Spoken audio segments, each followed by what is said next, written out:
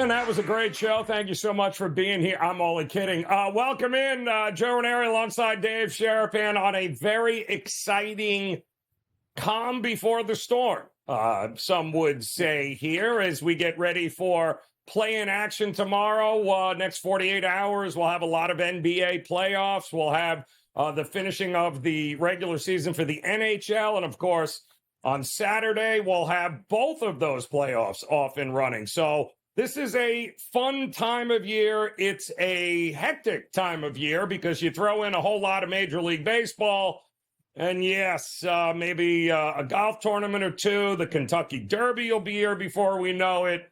I got a headache just thinking about it, Sharapan. There's a little something for everyone over these next 3 to 4 weeks. You know, not until we get to that June, July, where it's just baseball. There is a little something for everybody over the next, 4 to 6 weeks, would you say? It's the best. I love it because the games are meaningful. You get through this little lull between the end of the basketball tournament and the silly couple weeks of NBA basketball where teams are scoring 150 points. Spreads are football spreads 17, 14, 13 and a half, 10 and a half, or 10. And, now we get meaningful basketball. We work on series prices. We work on props for series. How many games are series going to end? And I love the series betting. Absolutely love it. Used to be one of my favorite things to do in the book was make the series price and try to, price out where people were going to bet it, what was actually going to happen. You got this play-in games now. You got some big-name teams playing in the play-in games to continue their season or, to play a number one team, a number one seed in the West in the OKC Thunder. Who would have thought that the OKC Thunder would be the first seed? So, listen, it's getting good. This is getting good. We got the baseball always, which is great, right? I mean, Baltimore's winning again. Love it. Against Minnesota. They just cashed tickets. Miami's out to an early lead. San Francisco's a fade every single day, I think, until further notice. So, yeah, a couple good games. The Buccos are playing the Mets. I'm interested in that one. Joe, we got a Yankees-Toronto matchup tonight. I love when the Yankees play the Blue Jays. No? And I love that Toronto went out of their way to adjust the dimensions of Rogers Center once again to score more runs. The way they brought everything in there, and because of that vaunted lineup of Toronto. What's the score? 2-1. All right. So I'm good. That could be the only team in Major League Baseball that actually brought the fences in, and they actually score less runs now than when they had prior. So kudos there. 1 hit and 2 runs, by the way, for the Blue Jays. 1 run and 4 hits for the Yankees. I'd like to know what your Pirates are waiting for. I need runs to be scored in this game, so I'm not quite sure with double-digit wins blowing out there at Citi Field. What's the problem here with being able to hit this ridiculous Mets pitching? Come on. What's taking so long here, Dave? You wear the Seattle hat. I thought you'd come out of here with the Pirates hat. That's why I bet them. I thought about it, but I like the Mets tonight. I do. I was looking at the lineup. I said, "Oh, geez." I didn't want to wear the Pittsburgh stuff for fear of jinxing the Pirates winning and then the Penguins losing. The Penguins are playing for their playoff lives. They have to win at home against Nashville. Last home game of the season. They go, next to the Islanders. So a couple games there. Washington somehow is beating Boston. When you need Boston to win, they're losing. When I need them to lose, they win. It's really annoying. Detroit's playing. That's another team the Penguins are chasing. But you ask why the Pirates don't have any runs. They've stranded 4 guys already. This has been a problem. Yeah. This has been a problem without the long ball. They're leaving. They're getting a lot of traffic on the bases, but not getting them in. Putting the burden on the bullpen to keep it close, which so far starter Perez is pitching well. I think the Mets only have 1 or 2 hits, so we're fine. It's okay. Just Do you have first 5? You need it early, or can you get it late? I need over 8 runs. I need runs. Runs. Okay. Right. Hauser's walked 3 guys already, Yes. and you can't seem to get the hit. And Perez turning the clock back, by the way. He's been kind of lights out here for Pittsburgh. But we'll keep an eye on that. And he just struck out Alonso, too. So there you go. We got a pitcher's battle at Citi Field that nobody expected here. Nothing, Royals and White Sox as well. The Rays, nothing with the Angels. Didn't see that coming either. And the Rangers up 1-0 on the Tigers. I did fade the Marlins tonight, and boy, this looks like it's going to be one of these nights. The Marlins are up 3-1. They had a home run in the second inning, and that's been about the only offense that we have seen. And the Giants, boy, both of these teams have something to be desired, but Cabrera is supposed to have another rehab start. Because, well, he really has no idea where he's throwing the ball most of the time. The only guy that can you strike out 100 guys and walk 104. And that's kind of been the problem with him. But, hey, he's doing a pretty good job against the Giants. I didn't see that coming either, Dave. So we've got a few surprises, including the Phillies not being able to pull away from the Rockies. What's going on with that? Yet. The Phillies aren't pulling away from the Rockies yet. Get to their bullpen. It's still a low-scoring game, 1-1. Is Harper going to get a hit in April? I'm just curious. Have you heard from anybody in Philly? Is he going to get a hit ever? No? Yes. Yeah. Okay. All right, good. He will.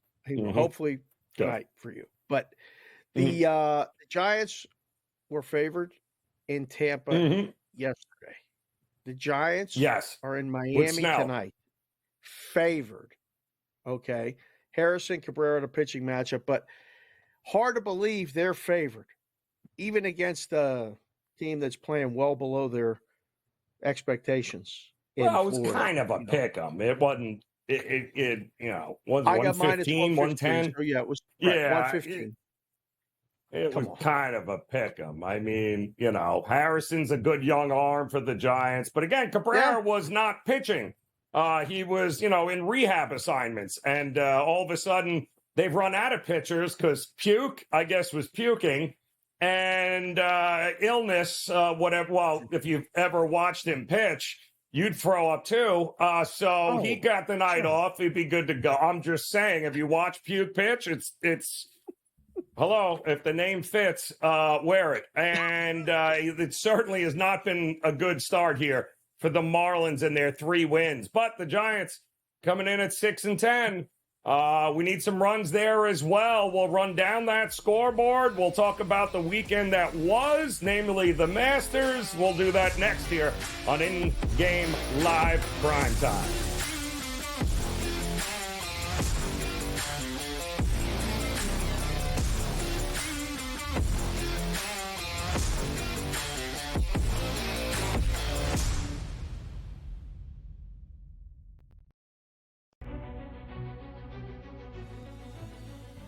People that bashed him will be eating their words this year. Pretty heavily favored to be a first-round pick, minus 400 earlier this week.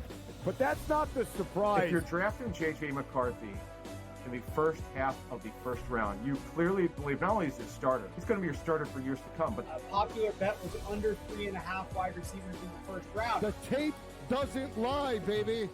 Only on SportsGrid. Victor Hovland right now can probably hit it right where he's looking on the range. But the problem is when you get out to a golf course, especially like Augusta National, it's a big, big picture. You can see every shot in the world, but the targets are really, really small. I feel like whoever we pick is going to win. Like, I feel like we have the power to choose the winner of this tournament. I know. I'm surprised more guys haven't reached out. And they might, and they probably will. Only on SportsGrid. 89-87, 0.6 seconds remaining. Big drama here in this game. Always frustrating when your Final Four parlay and bracket gets busted, but here we go. I'm done. Look what he is now. He's on FanDuel, plus 120. almost even money to win the tournament. So you actually, if you did get him at plus 260, you got a pretty good, better investment than you had before. Just saying. Sports Rage Late Night, only on SportsGrid. Your gut says Miami is going to win, and you should take the over. Your gut also said your NFT selfies would only go up in value. They didn't. But your head is on SportsGrid and knows the QB is in concussion protocol. The backup has a 45 QBR against the zone coverage. The New York D has the most sacks in the league. So yeah, trust your head. It's smarter to be on SportsGrid. Anyone that's been to a sporting event, the atmosphere before a game, I think Game Time Decisions has that same exact atmosphere. This is our arena. This is what we do. There is going to be an energy to Game Time Decisions that you will feel night in and night out. The excitement you get when you lock your bets in, when you're figuring out what you want to do, we can zone in on the biggest games each night. I want this to be the place that people come to before the games start so they feel as ready as possible to lock in their cards. We are going to hit every single one of those markets that you need to know about. We're going to go through every single thing, and I've got a great team behind me that's going to help me get the job done. There is not going to be a better place, I promise you, than Game Time Decisions to get that new information, react to it, and be able to then bet accordingly. We will have everything at our disposal, and we will use that to our advantage. I'm Kevin Walsh. Tune into Game Time Decisions from 6 to 8 p.m. Eastern on SportsGrid.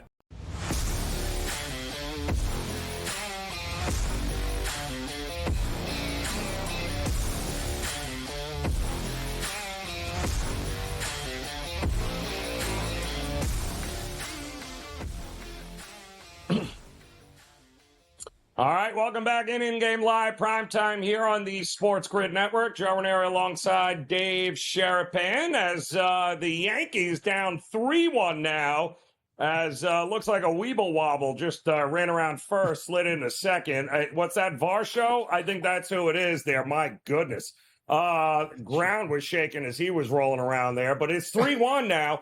Toronto is out in front here. Eflin, by the way, pitching for Tampa. They finally gave him some run support, 1-0. He's had a rough couple of outings here to start the season, but he is very much in control of this game here in the top of the sixth, up 1-0. Oh, guess what? The Mets and Pirates still don't have any runs. Thanks, Dave. And it's still 3-1 Marlins and the Giants in that one in the top of the sixth. So yesterday happened to be Sunday at Augusta, which is always a good time here. And we talked all week long with Brady Cannon and company, Dave, right here on the network. It was nobody wanted to do it. We all kind of knew it was probably going to be Scotty winning, but nobody wanted to bet at plus 375, plus 400. There wasn't any money in it. But can I tell you something? This might have been one of the more profitable Masters the way it turned out, even with a 4-1 favorite pre-tournament, which is ridiculous, unheard of. It still turned out, if you had the right grouping of guys, I mean, he was still plus money as of Saturday. Saturday morning, you could have got him and grabbed him still at plus money there. I don't think it was ever really in doubt when we got to the weekend. I don't think it was, will he win? I think the question we were all asking Saturday was, by how many will he win? And that is truly impressive with this dude. I'm not surprised. I jumped in on Sunday after the round started. I was up early out here watching Tiger play with Copley, the kid from Pittsburgh, and I'm going, now, these two are hitting it all over the place, but it looks like it might be pretty challenging the way the greens were set up, et cetera, et cetera. So I took 145 before he teed off. I took 135 while he was playing. It got down to where it was minus 115, and then it bounced back to 110. I made multiple bets on Scotty Scheffler, and I felt pretty comfortable with it. And the only other guys I took were Oberg and Morikawa and Homa. So I took one shot on each one of those, which lost, just in case, because the numbers were high, 30-1. I think 8-1 on one of them, something like that. What I'm most impressed about is the number where it started at plus 450. The next guy was 10. I mean, we're getting to the Tiger numbers where he's that much better at this course than everybody else. And unless he messes up to come backwards, somebody has to do something like post a 64 or tie the course record at 63 and go get him. You can do it for one round. You saw DeChambeau do it for one round. Very tough to do for multiple rounds. But, like, what's next? What does he do now? Like, does he play this week? The RBC, is this something that, I think a lot of people are just going to bet him, because he's him and he's the favorite. But other people are going to look down that list and go, oh, give me Cantlay. Give me Ober. Give me Morikawa. I think there's a lot of people on that list that I think you should at least take a look at, don't you, Joe? Listen, first we got a big shout out to his wife for not going into labor over the weekend. Right. Outstanding job. That might have been setting up to be one of the absolute worst beats of all time in any sport ever if he just would have, coming up the 17th, been like, nope, gotta go. I just got the call. See you later. I'm done. No green jacket for me, which he said multiple times on Saturday and Sunday morning that, yes, if the call comes, he is leaving and he will drop the tournament. So that did not happen. So kudos. I'm not sure if she actually gave birth to his first child there, their first child together. We wish him nothing but the best. But I think that if they haven't had the kid yet, that's going to come into play this week too as well, because he is pretty adamant about not finishing any sort of golf tournament once that call comes. But he broke every trend in the world here, and nobody is talking about this guy in the same light that we talked about Tiger Woods. Tiger Woods was never a plus 375 favorite in the Masters. 6-1, 7-1, I think even $5 in check. Never that kind of favorite. And then don't forget, Dave, 15 of the 17 tournaments this year on the PGA Tour have been won by players that were 50-1 or higher at the start of the tournament. And then this dude comes in and wins his second in 3 years. They haven't had a guy do that in 88 years, and nobody's heard of the dude. Now, my question is, if this was the Tiger era, would we be looking, is Scheffler the right guy at the right time because of the whole split and the, half of the great players are on one tour now and the other guys here? Is he just doing this because the competition's weaker, or do you think he's doing this because it wouldn't make a damn bit of difference if who was on the tour? He'd still be winning all these tournaments. Well, I think he would be competing for sure. He's that good. He just... Yes. His ability to minimize mistakes. He makes birdies or pars. There's only a couple bogeys, in a whole weekend, right? Like, he's that consistent. So I think you're talking about, the talent pool is split a little bit, yes. And I mean, going back to Tiger and the Masters, I remember specifically one where we put up plus 110, and I thought, this can't be. And he won it at plus 110. It got bet to even money. We just wouldn't make him minus money because it was just on principle. How can a guy be minus money with all of the guys behind him, between Mickelson in his heyday and so many of these other guys that were literally right behind him? But they weren't. The gap was there. So the gap with Scheffler is real. Only because we haven't seen, we need a dog to go get him.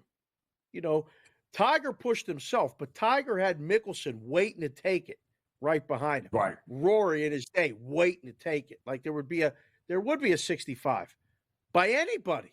There were 10 to 20 guys that were capable of putting up 165 in a round and then managing the course the rest of the way.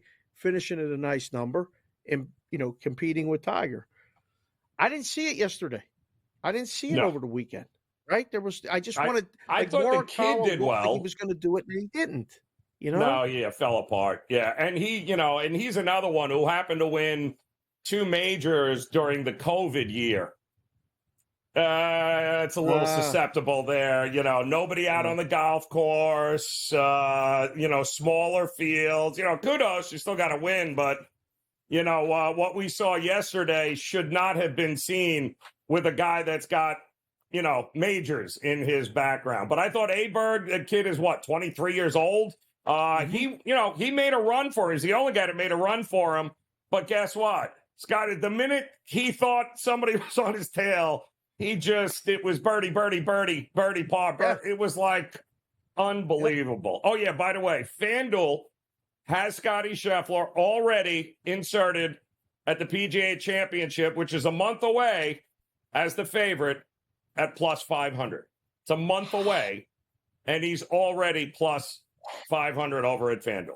Absolutely. Odds makers respect him. Unreal. Odds how do you not? It's not going to end anytime soon. That is for sure. We'll get you caught up with the scoreboard next year in Game Live Primetime.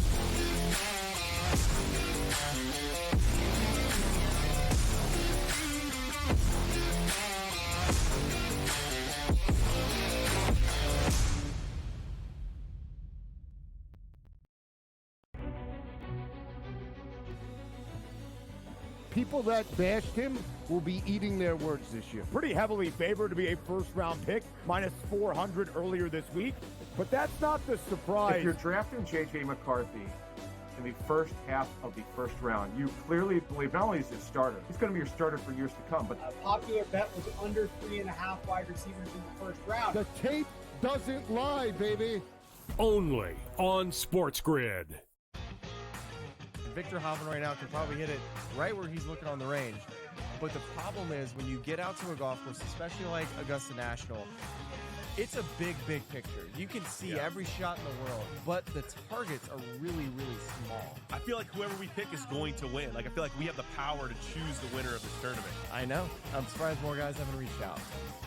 And they might, and they probably will. Only on SportsGrid. 89-87, 0.6 seconds remaining. Big drama here in this game. Always frustrating when your Final Four parlay and bracket gets busted, but here we go. I'm done. Look what he is now. He's on FanDuel, plus 120. Almost even money to win the tournament. So you actually, if you did get him at plus 260, you got a pretty good, better investment than you had before. Just saying. Sports Rage Late Night.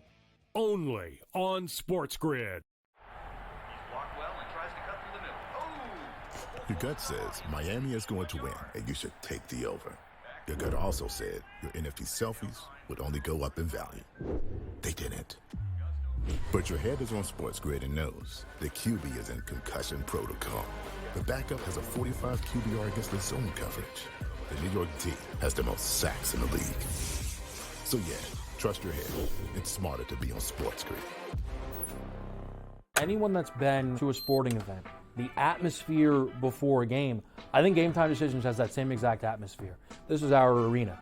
This is what we do. There is going to be an energy to Game Time Decisions that you will feel night in and night out. The excitement you get when you lock your bets in, when you're figuring out what you want to do, we can zone in on the biggest games each night. I want this to be the place that people come to before the games start so they feel as ready as possible to lock in their cards. We are going to hit every single one of those markets that you need to know about. We're going to go through every single thing, and I've got a great team behind me that's going to help me get the job done. There is not going to be a better place, I promise you, than Game Time Decisions to get that new information, react to it, and be able to then bet accordingly. We will have everything at our disposal, and we will use that to our advantage. I'm Kevin Walsh. Tune into Game Time Decisions from 6 to 8 p.m. Eastern on SportsGrid.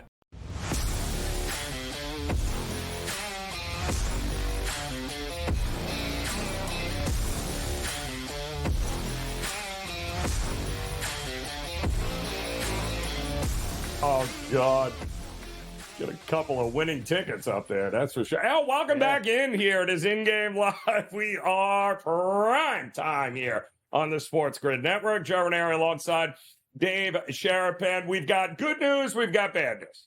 We'll start with the good news. The good news is the Giants are now up 4-3, bases loaded, top of the seventh with 2 outs. So a nice 3-run inning there to take the lead over the Miami Marlins. Bad news is the Pirates and Mets still blow. Nothing in this game. A absolute pitching battle that nobody saw coming with Adrian Hauser, of all people, throwing, and Martin Perez. Give him credit. I mean, that's back-to-back starts now. 1.89 ERA.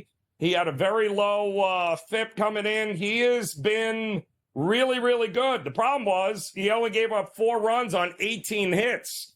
Only 18. 4 runs, 18 hits, and a couple of walks. Felt like regression was coming his way there, Dave, but it is not because the Mets can't hit their way out of a paper bag here at this point. But the good news is runs are coming because I just saw Is that Chapman warming up? Yeah. Yes. Oh, yeah. Good. Aroldis Chapman has been a welcome addition, surprisingly, to the Pirates bullpen. Now, it's only April, okay, but he's come in and he's helped bridge the gap to Bednar. He's actually come in the 8th. He's come in as soon as the 6th. Come in, get a couple lefties out, boom, take him out before he can face any righties and give up a ball. That's good. So that's good. Well, I'm looking, and Toronto's up 3-1. Okay. Kansas City is playing the White Sox. Kansas City's one of those teams, Joe, sneaky so far in April, sneaky good.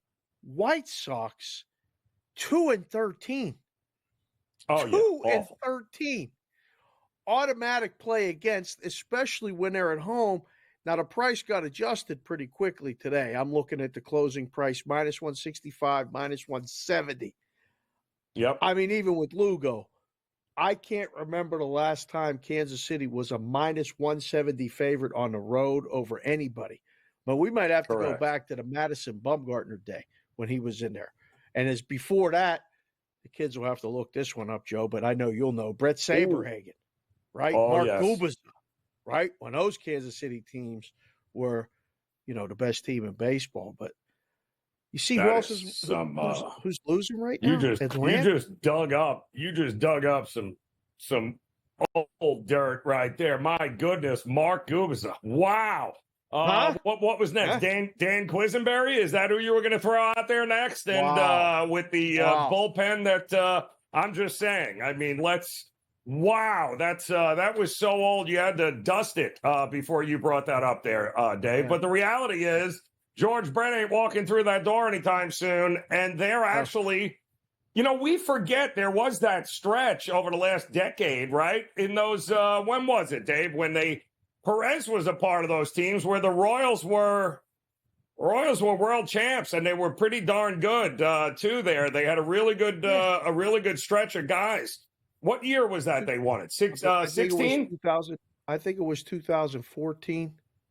It was 2014, 2016, somewhere 2015. I can't remember specifically.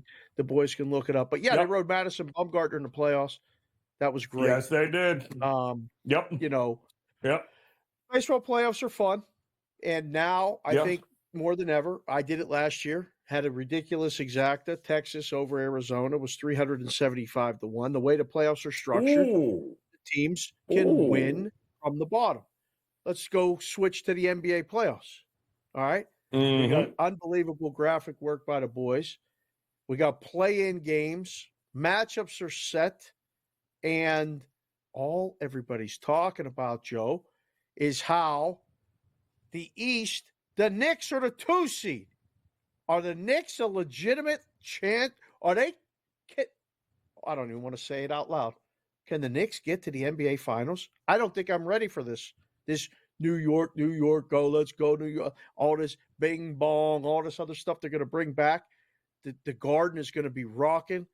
Can the Knicks, out of the 2 seed, at least get to the Eastern Conference Finals, let alone the NBA Finals, Joe?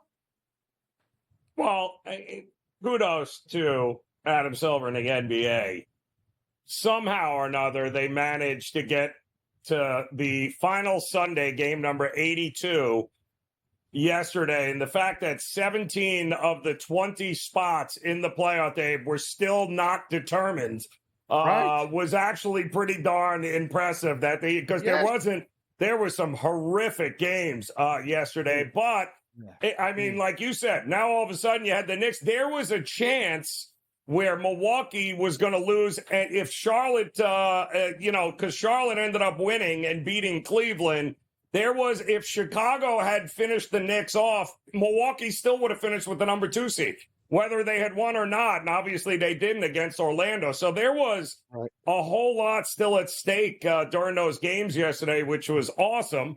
Now, having said that, they can make it to the Eastern Conference Finals. But again, it's all about Boston at this particular point. The question that I have is, who is the Miami Heat of a year ago this year? Does Indiana? Can we make a whole lot of money backing Indiana? Can we make money backing Orlando in your future markets? Is Philadelphia the Miami Heat this year, where, don't sleep on them now, get them at a good price. And, people are going to keep betting against them as they continue to have success like they did for Miami last year. Who is that team? There's always one dark horse here.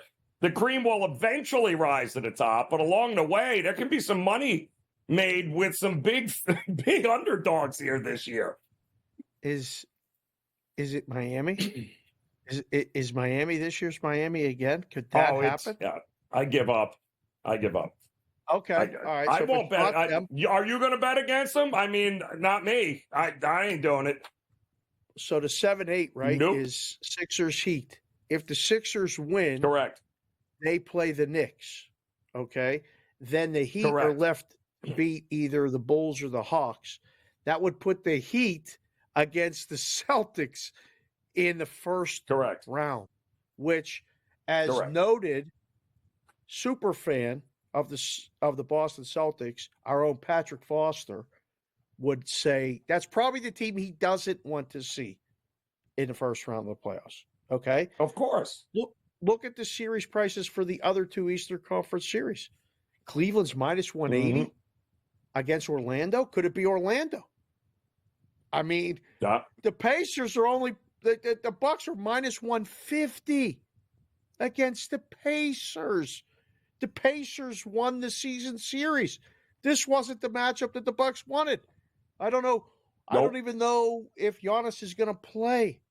I mean, I don't know how quickly you can recover from apparently that's not an Achilles that sure looked like an Achilles injury. That's a calf. I don't know, Joe. I think the Eastern Conference playoffs are going to shape up to be. I thought the Western Conference was even going to be the more engaging, matchups and intrigue and, teams at the top that nobody would have said before the season that OKC was going to be the number 1 seed. And Denver's the 3. Okay. I thought that would be the one because they're going to play for position and go from there. And the East is going to be has as many storylines as the West. Well, and they certainly, it's very strange too that somehow or another the Flyers are taking precedent over the Sixers because apparently the Flyers have tea time this month, but somehow they have to play whatever this thing is. They could have went to the YMCA and played it. I'm not sure why they had to give us now 2 West teams tomorrow, and then the East teams will be on Wednesday, all because, well, Philadelphia doesn't have any place to play because the Flyers have to finish the season. So that was interesting. But I think, all in all, the NBA is a big winner. I think fans, you got the old guard. Look at that playing in the West. I mean, my goodness. Oh. I mean, you got the Lakers. You got Golden State. I mean, you've got that Sacramento Golden State series last year was so darn entertaining. And could it be this year? We get a winner. We still got to win 2 games, right? Out of that, one way or the other. You still got to win 2 games there. But the Golden State Warriors, I feel like, have been playing playoff games since the All-Star break because they dug themselves such a hole. They have been tremendous here down the stretch. And meanwhile, Sacramento, what's the opposite of, not tremendous. They have been terrible, and they've been terrible at home. Golden State's been better on the road. Sacramento's been terrible at home, limping in. Could we have possibly a Lakers taking on Golden State for the? Yep. Oh, who wins? Yeah, that's a ratings grabber. The Lakers play the Pels, right? They play the Pelicans. So they just played on Sunday and they won. The volatility in the market shows you there's Lakers -1 places, there's Pelicans -1 places. Yep. If the Lakers lose and then win the next game in the play-in, and they're the 8th seed, they get OKC in the first round. So a lot of, people that are conspiracy theorists are pushing the fact that the Lakers are going to lose the play-in game to then beat the winner of the Golden State Sacramento game and then beat the Thunder and take out the 1 seed. It's an interesting thought. Could happen. That's a lot of ifs. A lot of buts, a lot of ifs, a lot of, Father Time loses to nobody, people. Remember that. In-game live prime time. Be back with George Kurtz next.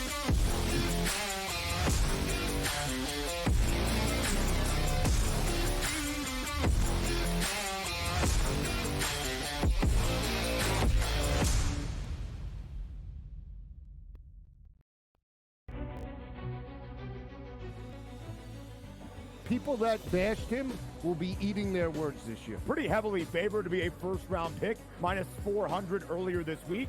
But that's not the surprise. If you're drafting J.J. McCarthy in the first half of the first round, you clearly believe not only is he a starter, he's going to be your starter for years to come. But a popular bet was under 3.5 wide receivers in the first round. The tape doesn't lie, baby. Only on SportsGrid. Victor Hoffman right now can probably hit it right where he's looking on the range. But the problem is when you get out to a golf course, especially like Augusta National, it's a big, big picture. You can see every shot in the world, but the targets are really, really small. I feel like whoever we pick is going to win. I feel like we have the power to choose the winner of this tournament. I know. I'm surprised more guys haven't reached out. And they might, and they probably will. Only on SportsGrid.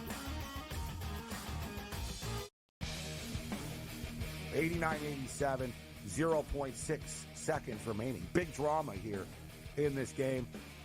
Always frustrating when your Final Four parlay and bracket gets busted, but here we go. I'm done. Look what he is now. He's on FanDuel, +120. Almost even money to win the tournament. So you actually, if you did get him at +260, you got a pretty good, better investment than you had before. Just saying. Sports Rage Late Night. Only on SportsGrid. Your gut says Miami is going to win, and you should take the over. Your gut also said your NFT selfies would only go up in value. They didn't. But your head is on SportsGrid and knows the QB is in concussion protocol. The backup has a 45 QBR against the zone coverage. The New York D has the most sacks in the league. So yeah, trust your head. It's smarter to be on SportsGrid. Anyone that's been to a sporting event, the atmosphere before a game, I think Game Time Decisions has that same exact atmosphere. This is our arena.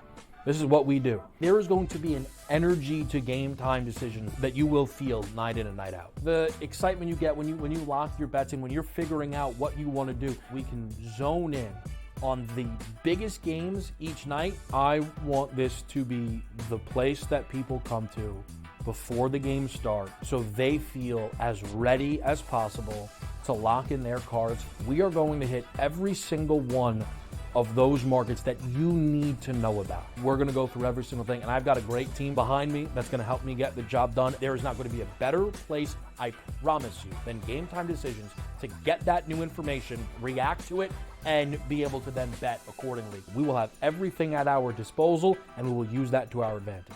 I'm Kevin Walsh. Tune into Game Time Decisions from 6 to 8 p.m. Eastern on SportsGrid.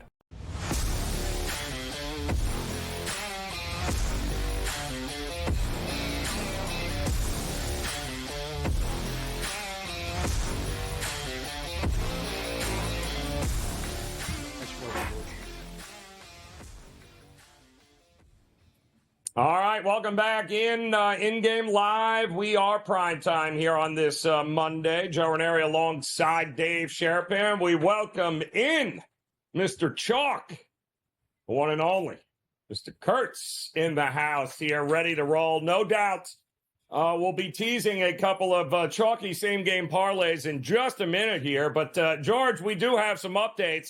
They figured out how to score runs at Citi Field. Finally, it's a 2-0 game there. The Yankees down 3-1, and I think Gill's pitching pretty well here. Any hope here, bottom of the fifth? Any hope that the Yankees put a couple of hits together and make this thing a game before it's all said and done? Well, I think your problem with the Yankees is going to be this. Do I think they'll score another couple of runs? Sure. But the Yankees bullpen is depleted. There's not much left of that bullpen. They just showed up on the screen now of who can possibly come in here. Hill has done a pretty damn good job of just getting through 5 innings. He was walking people around the bases the first couple of innings. He had no command of his fastball whatsoever here. So the fact that he got through 5 is a small miracle here. So it is what it is here. I just don't know what relievers are available. Right, they had the doubleheader on Saturday. They used pretty much everybody there. Cortez only gave you 4 innings yesterday, so you needed, and then it went to extra innings, so you needed 6 innings out of your bullpen there. That bullpen is pretty much shot for the Yankees here. It's going to be a problem in this game versus Toronto. I wonder if this game still gets the in-game over. Ooh, okay, kind of like that. All right, I'm looking at a couple of things here, George. Let's take a quick look at the Cubs in Arizona. All right. Cubs struggle a little bit. Arizona at home. This one looks kind of easy to me. Kelly at home, minus 150-ish, minus 145-ish. Under 9 for me. What say you, sir? Yeah, I thought the same thing here. I'm surprised that graphic says, the Cubs are 54% to win? What is that? I think the Diamondbacks are going to play as well here. Now, I didn't play it because it's too high at minus, I think it was 155 when I looked earlier. A little too high for me to take it because I don't think it's a blowout game by any chance, or not a chalk game, Mr. Raineri. So I didn't go that direction here. But I do lean with you towards the under. I think I think it's a 4-3 game somewhere around there. But I do like the Diamondbacks in this game. If I could have found a parlay for them, I might have thrown them in there. But I don't love them enough to throw them in. It's not a chalky parlay. 6.5 strikeouts, by the way, for Merrill Kelly there. And you're right, Dave. He's been phenomenal at home there, I believe, right? Really great home road splits there. Much better at home. So 6.5, it's there. Can he get enough punch outs? There's going to be a whole lot of people looking at that because he's usually been pretty good here. What else are you on and looking at here tonight, Kurtz? Because some of these other games are like watching paint dry, like Tampa and the Angels right now. By the way, what are your thoughts on this Milwaukee team? I ask you this every time and every week because we were part of a group that kind of scratched our head and said, listen, they may not be as bad as everyone thinks they are, and they are hitting the cover with the ball, and they still don't have Yelich, and they're up 3-1 now again tonight. Yeah, I didn't see this coming. I didn't think they'd be a terrible team, but I didn't see the offense looking like the 27 Yankees. Oh, right? Listen, we all know the Baltimore Orioles don't have the greatest pitching staff on the planet here, but they beat up Corbin Burns too. Right. All right, and today they're playing San Diego, so they're a hard team to figure out. I mean, it's not all Jackson Churio. He's got up to a nice start, but not the, all of a sudden Contreras is Johnny Bench.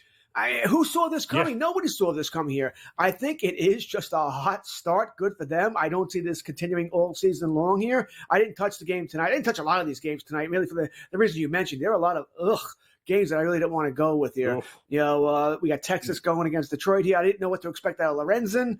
Detroit's having trouble scoring runs now. They're struggling a little bit here. You mentioned a Tampa game, and I always have difficulties betting Tampa because you don't know what you're going to get from them either here. I went heavy on the Dodgers tonight. I think they take out some weekend frustrations in this game tonight against the Nationals here. Dodgers, like I said, I like them a whole bunch to take care of the Nationals. Have them in a parlay. I have bets in Ohtani to get over 1.5 total bases, 2 or more total bases here. And I think Will Smith is also plus money at plus 125 to do the same. I'm likely to throw him in there as well. I think the Dodgers take out some frustrations from what happened losing 2 out of 3 to San Diego. I think they take care of business tonight. There you go. A nice little same game parlay with guys and getting on base. all that stuff. So that looked good. I'm wearing the Mariners stuff. They're playing the Reds at home today. Seattle's been off to a slow start. Cincinnati's right where they're kind of supposed to be. The computer picks the Mariners. I kind of like the Mariners. Kirby's got to have a good game tonight for them. I like the home teams a lot of times in the interleagues. Am I off? Do you got any interest in that game? Because St. Louis and Oakland, tough spot. I don't know if I like anything there. That's the American League game. The American League team I'm looking at tonight, Seattle. The problem with the Mariners is, Dave, so you got the cat there, you got the jersey, looks good. Can you hit? If you can hit, you might want to travel to Seattle, see if you get in that lineup, because they can't hit. They can't hit right now at all, and Julio Rodriguez is not hitting. Right? They gave him a day off yesterday to try and break him out of the slump here. Now, he did the sort of the same thing last year, too, got to a slow start. Not to this degree, but a slow start here. But I thought coming into the season, they were at least one bat short. Now I think they might be two. All right, I think they needed a bat, even if they kept Teoscar Hernandez. They let him go. I think they need a bat to replace him and another bat. So I think they're a couple of bats short here for the Mariners. So that's a problem. I can see Kirby pitching very well tonight, and they lose 3-2. That's my issue with them. I'd probably go and the under's really low, by the way, so that's hard to bet that as well. I mean, that's a low under to, and you're hoping for a 3-2 game. Anything else, you're screwed. It is. Yep. Yeah. So it is. This again, maybe I think maybe going to maybe a steer over 1.5 total bases. I could see that. Maybe an game play here, see how it goes. Maybe a Kirby strikeout prop. Might be able to see that as well here. Okay. But, I don't see much offensively happening in this game. If anybody had a Mike Trout anytime home run, they are. This ball might still be in the roof at Tampa. And has not come down yet. He just absolutely destroyed a Matone slider that didn't slide there. So 2-1 Angels right now. And Judge looks like he hasn't swung a bat in 12 months here. I don't know what's going on with that. And am I crazy? Because I do think it's been 1, 2. The Oakland A's have won 3 straight series. George, 3. And we keep saying it can't have, like it can't. They won 3 in a row here, and now they're taking on a Cardinals team that isn't very good. We've already established this here. Do we trust Sonny Gray? Wasn't he an Oakland A before he was didn't the A's trade him to the Yankees right back in the day? So this is kind of a homecoming of sorts, but he had been hurt. Call me crazy. Why not take a shot with Oakland here at this one? I wasn't sure they'd win 3 series all season long, more or less 3 in the first month of April here. So unbelievable. That's not even that far off of a joke, by the way. I mean, they were going to be a bad team here. Listen, that's my parlay tonight, by the way. I'm on St. Louis. They're a bad team, yes, but Sonny Gray's still a good pitcher. Granted, he was hurt. Had his first start of the season was good. He's not afraid to pitch, and Oakland's been there, so that's not going to bother him. I think he shuts down the A's tonight. I think St. Louis takes care of business. This is not a great St. Louis team, but they're better than the A's. All right, so give me the Cardinals here. Cardinals and the Dodgers is my late parlay here. I just can't see the A's continuing this. Maybe they're not as bad as we thought they were. Maybe not, but they're still bad. Maybe just not terrifically bad. But sooner or later they're going to realize we suck. Sooner or later they have to realize that. Hopefully that starts tonight. Let's pivot to hockey, because I saw it flash while the boys were getting things ready for your appearance. Might be the biggest line of the entire season. I can't remember any 600s, but the Edmonton Oilers money line tonight is that right? Minus what? 530? And you involved it? You involved this in a parlay? Do you like punishment? Do you like agita, George? What is this same game parlay that you've cooked up? Well, obviously, it's the Oilers to win the game. I certainly don't see them losing here. And it's Zach Hyman anytime goal. Anytime goal. I think they're going to score 5-6 goals tonight. McDavid is back tonight. All right, so that's good news here. I think the Oilers are a little upset about how they played on Saturday, losing to Vancouver, and thus, pretty much losing the division there. So I think they, once again, I think they come out flying tonight. Everything's working well for them. I actually gave it thought to maybe putting Connor McDavid as the anytime goal scorer, but he missed 3 games. I generally don't like involving a player who has missed a week's worth of action his first game back. You're always worried that he plays a shift. It's bothering me. I'm off. Plus, there is, Edmonton doesn't have a lot to play for. They're probably going to finish second in their division. They're not going to move down anymore unless they win out and Vancouver loses out. They have no chance to get first place here. But I just think once again, it's the Sharks, bad team. Sharks let in goals here. Hyman has been beautiful for me all season long with anytime goals. I think maybe I've lost on him once. Him and Austin Matthews have been great as far as picking the team to win and them to score an anytime goal. I'm just riding what's worked for me, and Hyman has really worked for me. Thank you, Zach. Maybe Kurtz in a puck line, run line, Oakland, San Jose parlay. What are you thinking here? Give me the A's, and I'll take San Jose. I'm just saying. What if you're gonna go? You might as well go big here, Kurtz. You see blowout in the Cardinals and Edmonton game, or do you think maybe just maybe cover yourself with a little puck line parlay there? I wonder if what would be the over-run if you want to add up the Oakland A's runs tonight and San Jose Sharks goals? Oh, give me a 5.5. Give me a number. 5.5. How many? Oh, 5.5. What are you thinking, Dave? Come on, Dave. Team total Sharks is probably 2.5. What team it be? Total A's is probably 3.5. That's 6. Yeah. You're either 5.5 or 6.5. If you're 5.5, I would take the under. If you're 6.5, I'll take the. I'm sorry, you're 5.5, I'll take the over. 6.5, I'll take the under. In that situation, there, I don't think the Bay Area is going to be very happy tonight as far as scoring runs and scoring goals. Nothing with San Jose, nothing for Oakland tonight. I think the Sharks get spanked. I think the A's. I just think Gray's going to shut them down.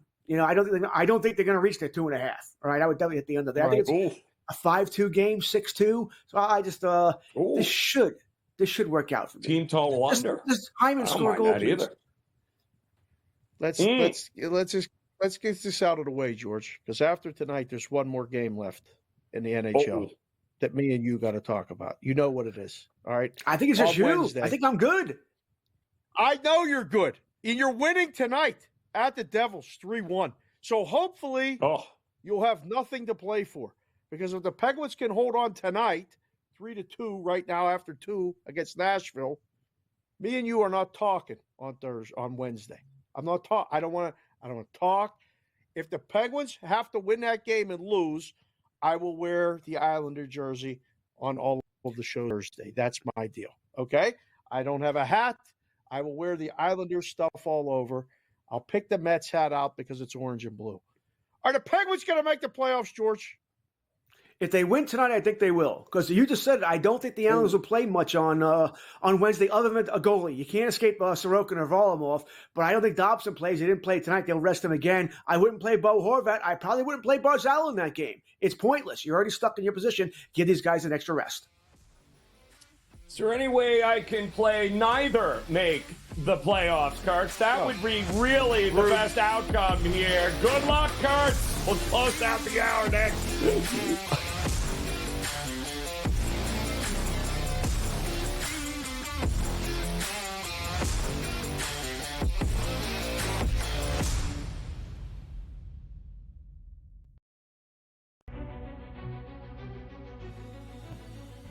People that bashed him will be eating their words this year. Pretty heavily favored to be a first-round pick, minus 400 earlier this week.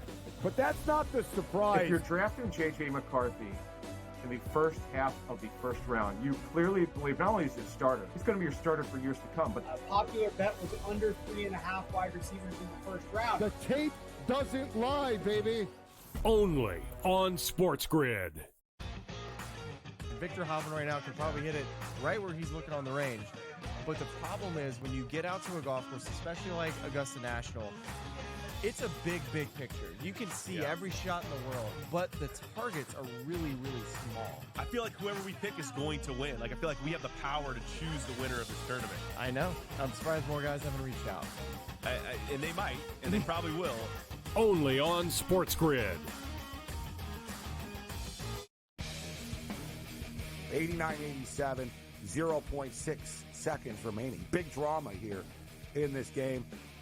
Always frustrating when your Final Four parlay and bracket gets busted, but here we go. I'm done. Look what he is now. He's on FanDuel, plus 120. Almost even money to win the tournament. So you actually, if you did get him at plus 260, you got a pretty good, better investment than you had before. Just saying. Sports Rage Late Night, only on SportsGrid. Your gut says Miami is going to win, and you should take the over. Your gut also said your NFT selfies would only go up in value. They didn't. But your head is on SportsGrid and knows the QB is in concussion protocol.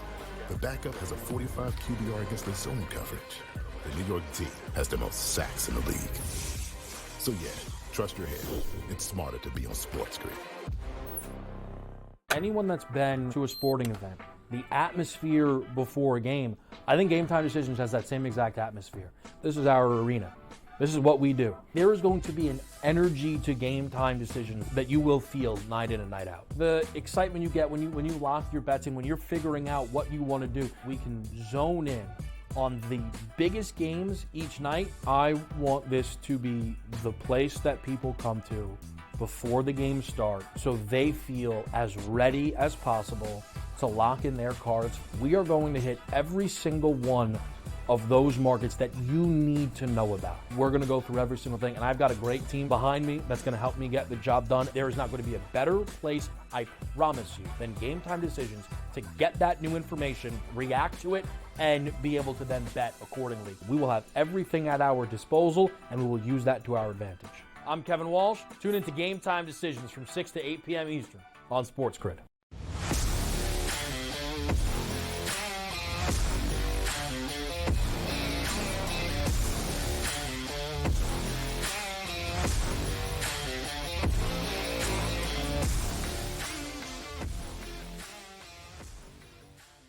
All right, welcome back in as we look to close out this first hour of in-game live prime time on the SportsGrid Network. Joe Raineri alongside Dave Sharapan, and we've got ourselves a couple of interesting games here, but we got breaking news. Breaking news. Trending here has been voted the NBA Coach of the Year here. Very nice. OKC's Thunder. Yeah, decent. Very nice. And well-deserved, too. I don't know who else would have been in the running for this that would have made sense. I mean, he did end up with the 1 seed, right? After all there, Dave. Yes. So it makes sense when it's all said and done. Can't give it to Malone. I feel like we're in a different world because the last time I did a show on Friday, we got breaking news that the Arizona Coyotes are moving to Utah, to Salt Lake City. And now didn't see that coming. A breaking news trending on Twitter that the Oklahoma City Thunder head coach, I don't know how to say his last name correctly, but Mark Daigneault is now the coach of the year. So listen, the last segment of the first hour of In-Game Live has been known to either have a Scott Wetzel Black Cloud play of the night, or breaking news, or a scoring update from Citi Field, 3-3. You're getting at least 7 in this game, Joe. You were crying and whining and all this other stuff. I told you to relax. Yeah, I'm just saying. Fine. I mean, it's going to be fun. No thanks to your Pirates there. And you voted. You actually bet against them tonight, correct? Was that? I just want this to go on record. You took the Mets, right? I like the Mets. Okay, all right, there you go. Let the record reflect. Next time he wears that Pirates gear, make sure it's a Mets gear. You guys just remind him of that. We got another hour coming up here. Plenty more. A lot of really good games right now. Brewers, Padres tied up. Come back and join us. We'll get you caught up with it all here as In-Game Live Primetime rolls on. Oh.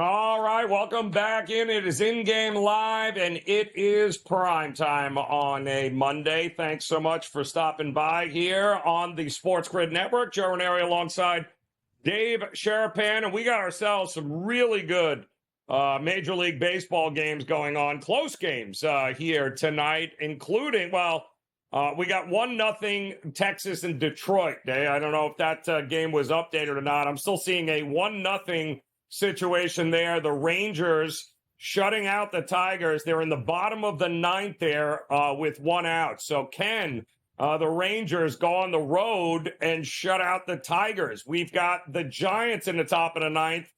1-run game against the Marlins, up 4-3. The Phillies and the Rockies. And you promised us last hour, Dave, that the Phillies were going to score runs. You promised they were going to score runs and get to the Rockies. They've done none of that. It is 1-1, top of the ninth. Rockies are batting here. And, let's not forget, too, the only real blowout was the Angels, who just scored off a Mike Trout home run. They put 5 up in the inning.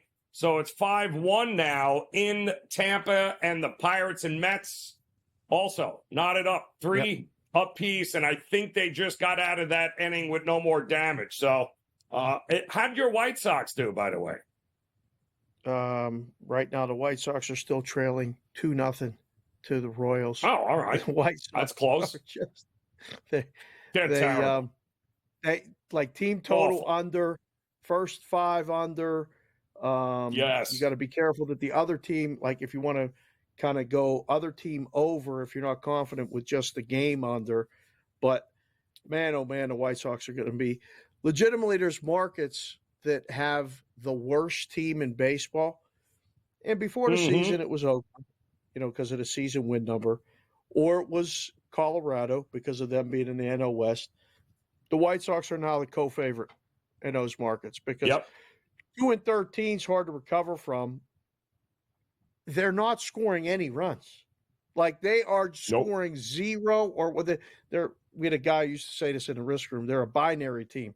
The binary numbers, 0 or 1, and that's it. That's what they are right now. Braves took the lead 2-1 against the Astros, top of the third. That's a good score for baseball. Another close one. Yep, another close one. Yankees are only down a run too, I think, or 2 runs still. They're down 3-1 still. Yeah, so I don't know. I mean, we're getting into the swing of it, Joe. This is the time of year. When you come and watch InGame Live, we'll be talking a lot of baseball because the baseball is every day. The NBA is going to be a lot of hit and miss. Like we'll get games this week, playing games Tuesday, playing games Wednesday, play elimination game Thursday. Okay. And then the playoffs will start, and then they'll play game 1 Saturday. Game 2 will be like Wednesday or whatever they do. They'll drag it out. And like I said with Kurt's last segment, last week for hockey, last 2 days. And then we get the hockey playoffs at least every other night, teams play. So we get consistency baseball, consistency hockey. I love this time of year, Joe. I absolutely love the spring. We get meaningful games. As the book or as someone betting, I want meaningful because I know what I'm getting. That's why, like college football, every single week is good because these guys. I mean, you only get 12 games, so everybody's trying every play. You get no one mailing it in on a Tuesday in February because they've been in Atlanta too long or they're down at South Beach, hanging out with you and everything else. It's a fun time of year. Yep. Urgency is what you get this time of year, and plenty of it. Plenty of it, except now we're back to the Pirates swinging at everything and not hitting anything. Bottom of the ninth, Phillies are coming to the plate here after they threw a guy out at home. It looks like it was under review, right, for the final out there. Collision with the catcher or the pitcher. I don't know if it was a pass ball or what it was, but it's an out because they are actually coming up now to Phillies here in the bottom of the ninth, tied 1 apiece here. We still have a couple of games getting ready this hour. First pitch with Arizona at home taking on the Cubs will be in about 35 minutes. Merrill Kelly, you were all over that. You know my feeling on the Athletics and Cardinals here. Why not? I mean, if you can't beat them, might as well join them. And that's kind of what we've had going on here. It's not like Stripling is a rookie. Being at home here, why not? At a plus 150, 145 price, I don't mind that. And the Mariners and Reds. What did you do in this Mariners-Reds game here? Were you, I think, Kirby on the mound there for the Mariners. How were you approaching this one? Is that Frankie Montas tonight going? Yeah. I have a blind spot. One of my so last summer I took the kids up to Seattle to see the Pirates play in person in Seattle. So they had never been there. So I went and took the kids and I was doing some work for the Pirates. So they hooked us up and we got close and went and watched BP and then watched the pitchers in the bullpen.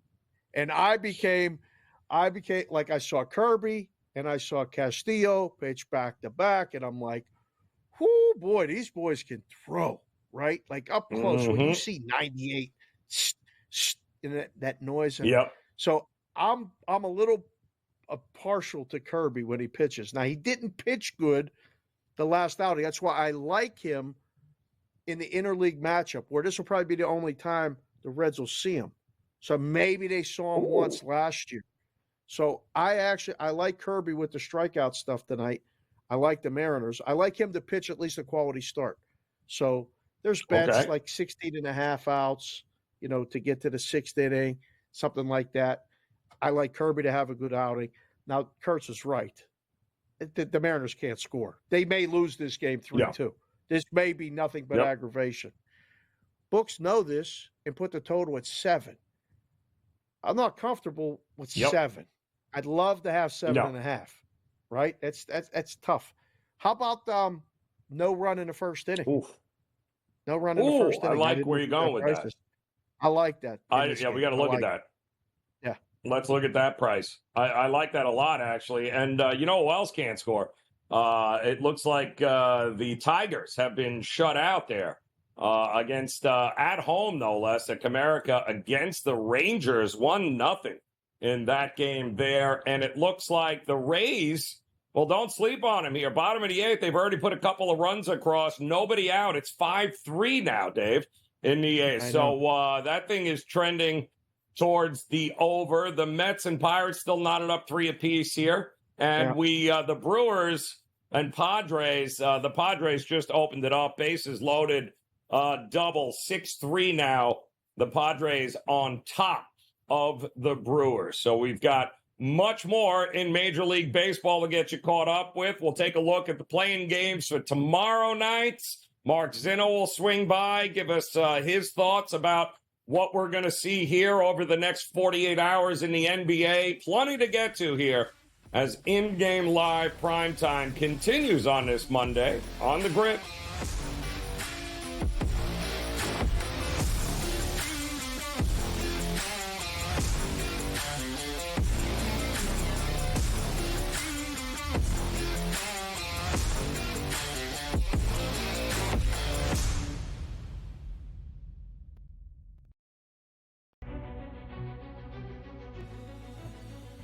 People that bashed him will be eating their words this year. Pretty heavily favored to be a first-round pick, minus 400 earlier this week. But that's not the surprise. If you're drafting J.J. McCarthy in the first half of the first round, you clearly believe not only is he a starter, he's going to be your starter for years to come. But a popular bet was under 3.5 wide receivers in the first round. The tape doesn't lie, baby. Only on SportsGrid. Victor Hovland right now can probably hit it right where he's looking on the range. But the problem is when you get out to a golf course, especially like Augusta National, it's a big, big picture. You can see every shot in the world, but the targets are really, really small. I feel like whoever we pick is going to win. Like, I feel like we have the power to choose the winner of this tournament. I know. I'm surprised more guys haven't reached out. And they might, and they probably will. Only on SportsGrid. 89-87, 0.6 seconds remaining. Big drama here in this game. Always frustrating when your Final Four parlay and bracket gets busted, but here we go. I'm done. Look what he is now. He's on FanDuel, plus 120. almost even money to win the tournament. So you actually, if you did get him at plus 260, you got a pretty good, better investment than you had before. Just saying. Sports Rage Late Night, only on SportsGrid. Your gut says Miami is going to win, and you should take the over. Your gut also said your NFT selfies would only go up in value. They didn't. But your head is on SportsGrid and knows the QB is in concussion protocol. The backup has a 45 QBR against the zone coverage. The New York D has the most sacks in the league. So yeah, trust your head. It's smarter to be on SportsGrid.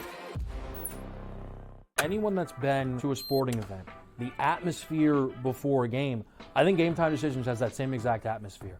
This is our arena. This is what we do. There is going to be an energy to Game Time Decisions that you will feel night in and night out. The excitement you get when you lock your bets in, when you're figuring out what you want to do, we can zone in on the biggest games each night. I want this to be the place that people come to before the games start so they feel as ready as possible to lock in their cards. We are going to hit every single one of those markets that you need to know about. We're going to go through every single thing, and I've got a great team behind me that's going to help me get the job done. There is not going to be a better place, I promise you, than Game Time Decisions to get that new information, react to it, and be able to then bet accordingly. We will have everything at our disposal, and we will use that to our advantage. I'm Kevin Walsh. Tune into Game Time Decisions from 6 to 8 p.m. Eastern on SportsGrid.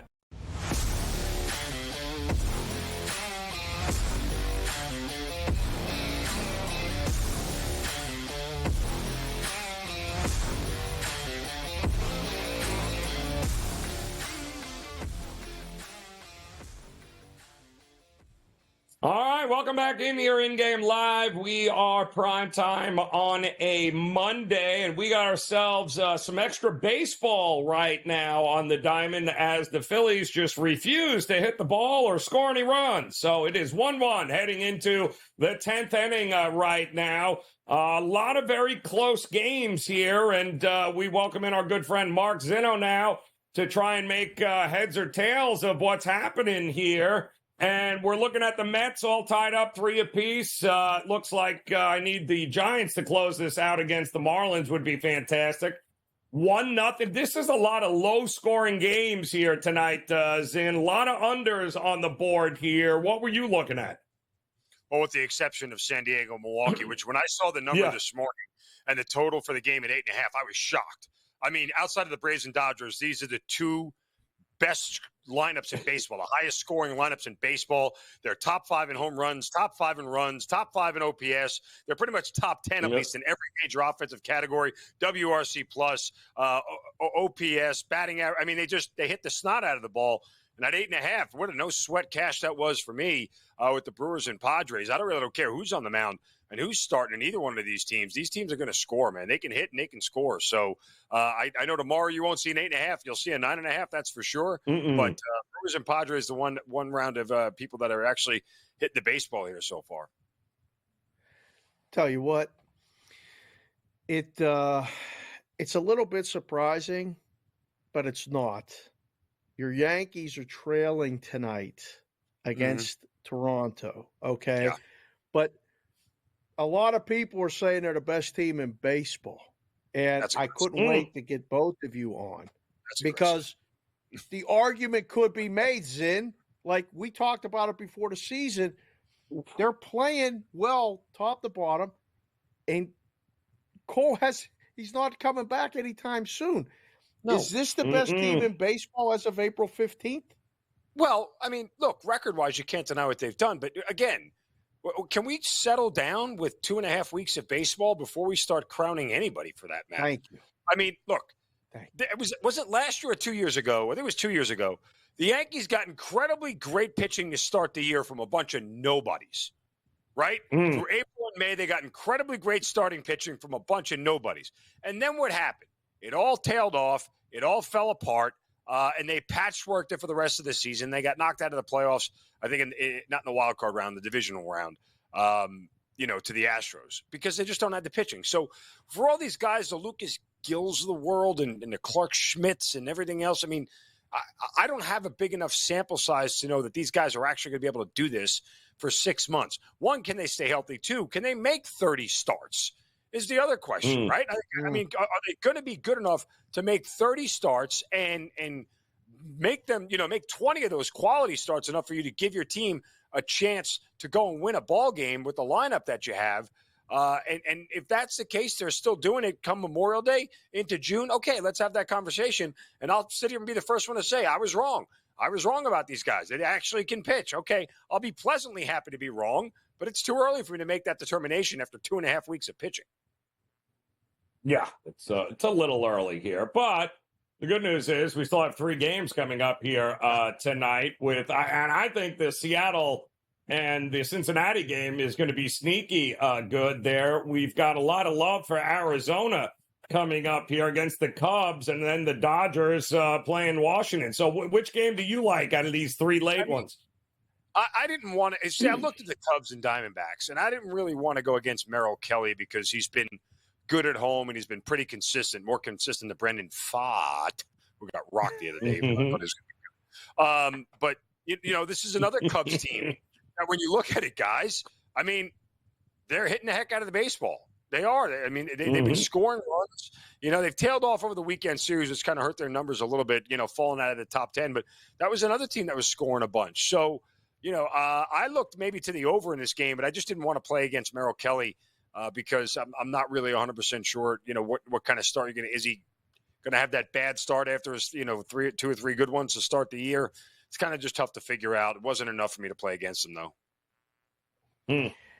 Listen, is this right? Did you already look at the NBA, the play-in? Did I see a flash of your plays and all this other stuff coming up? Yeah, locked in. Was that? Yeah, I'm fully locked in. You're already loaded. All right. This is great. Fire away. What are you looking at? Is it tomorrow's games? Are you looking at the Eastern Conference or the Western Conference? He's on the Hawks. He's on the Hawks. All in. Second mortgage. Yeah. Right. What? Right. That's not with the your game? money. I wouldn't even play that with Sharapan's money, let alone Raineri's money. The only game I'm not playing, no, the only game I'm not playing is Miami Philadelphia. I'll sit back and watch that coin flip and figure out who's going to win. I'll run them down in order. Lakers in New Orleans. That spread first popped up with the Lakers -1, and that was WTF. Not what the bleep. It was wrong team favored. And immediately New Orleans came out. Now they're a 1-point favorite pretty much across the board. Some pick'ems are popping back up. But there's not an objective world where the Lakers are a better team than New Orleans. New Orleans is one of 3 teams in the NBA that is top 10 in both offensive efficiency and defensive efficiency. The other one is the number 1 seed in the East in the Boston Celtics. The other one is the number 1 seed in the West in the Oklahoma City Thunder. Wow. So this is a very good team in New Orleans. The problem with New Orleans is that, they still got some shrinkage issues when it comes to playing in big games and big moments. We all know about shrinkage. I was in the pool, but not really. The problem for the Lakers is that the defense is really the issue. They're allowing 120 points per game on the road, 117 over their last 5. Opponents are shooting over 49% from the field against them. You have to respect LeBron James. You have to respect his postseason efforts and his overall effect on the Lakers defense. But Pelicans 13-6 against the number 1, revenging a home loss, given the outcome that we had on Sunday when they just lost to him. Lakers are a below 500 team on the road, ATS and straight up. Pelicans 22-10 straight up against teams that allow more than 116 points per game. WTF, wrong team favored here. I'll take the Pelicans on the money line. Yeah, they got to be happy, right? They got so Ingram, right, is back, so they've got to be. I don't put any stock into what we just saw with these 2 teams, or do you think similar? Look, New Orleans took 2 of 3 before the final game of the regular season. But again, I've been saying this repeatedly, how much the Lakers are overpriced. And it's kind of, it's LeBron James, so I get why they're overpriced, but you have to see through that stuff and look at the market. Go back, I think it was a little bit over a week ago, April 7th it was. The Lakers were at home against the Minnesota Timberwolves, who are the best defensive team in the league. And the Lakers were a 1-point favorite against Minnesota at home. Now, if the Lakers are good enough to be a 1-point favorite against Minnesota, why are they only a 1-point favorite on the road against a team like New Orleans? Because they're overpriced. That's why. They're not better than New Orleans. New Orleans is the better team. And I just, I think you have to wade through that stuff. Now, again, is there a chance the Lakers can win this game? Yeah, but I mean, coming into it, I'd be hard pressed to find many areas statistically where the Lakers are better than New Orleans. Did any of the series prices jump out to you, Zin? Because the series prices that we know, Milwaukee only minus 150 against the Pacers. Cleveland around minus 180 against Orlando. Like, I think there's a couple prices that I went, whoa, like, really? What are we looking at here? Anything jump out to you? I mean, look, if you wanted to play against the Oklahoma City Thunder's inexperience, if the Warriors end up getting there, or, the Lakers lose the first game and then the Lakers are there, there's good reason to do it. In the same respect, there's good reason to bet on the Oklahoma City Thunder to win the West, right? Like, I don't think the Thunder are good enough to beat the Celtics in the whole thing, but to take a flyer on the best team with the best record in the West to win the West is not a bad bet. Yeah, it's the problem with some of these other teams, though, Zin, it feels like the public's going to be all over these dogs here. The Indianas, the Orlandos. That's going to be it. Are you coming back for another segment, or are you out of here? What do you want to do? All right, then bring him back. We'll do it live. Come back and join us here.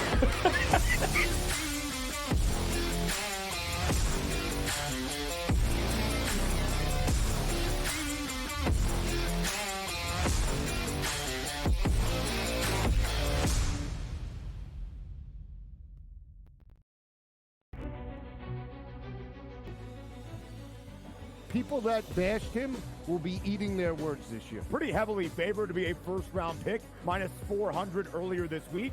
But that's not the surprise. If you're drafting J.J. McCarthy in the first half of the first round, you clearly believe not only is his starter, he's going to be your starter for years to come. But a popular bet was under 3.5 wide receivers in the first round. The tape doesn't lie, baby.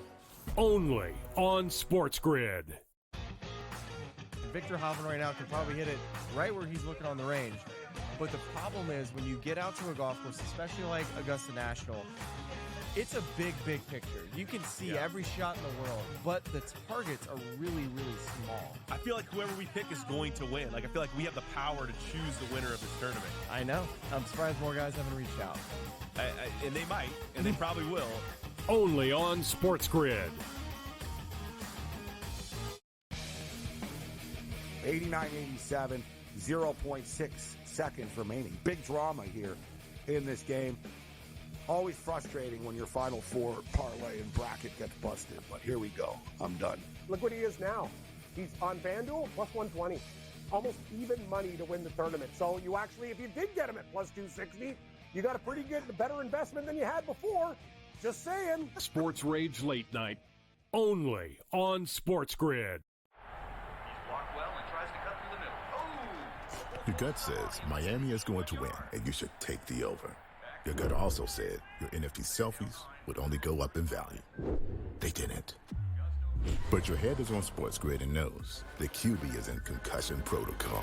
The backup has a 45 QBR against the zone coverage.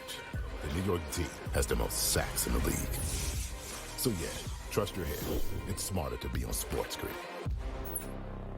Anyone that's been to a sporting event, the atmosphere before a game, I think Game Time Decisions has that same exact atmosphere. This is our arena. This is what we do. There is going to be an energy to Game Time Decisions that you will feel night in and night out. The excitement you get when you lock your bets in, when you're figuring out what you want to do, we can zone in on the biggest games each night. I want this to be the place that people come to before the games start so they feel as ready as possible to lock in their cards. We are going to hit every single one of those markets that you need to know about. We're going to go through every single thing, and I've got a great team behind me that's going to help me get the job done. There is not going to be a better place, I promise you, than Game Time Decisions to get that new information, react to it, and be able to then bet accordingly. We will have everything at our disposal, and we will use that to our advantage. I'm Kevin Walsh. Tune into Game Time Decisions from 6 to 8 p.m. Eastern on SportsGrid.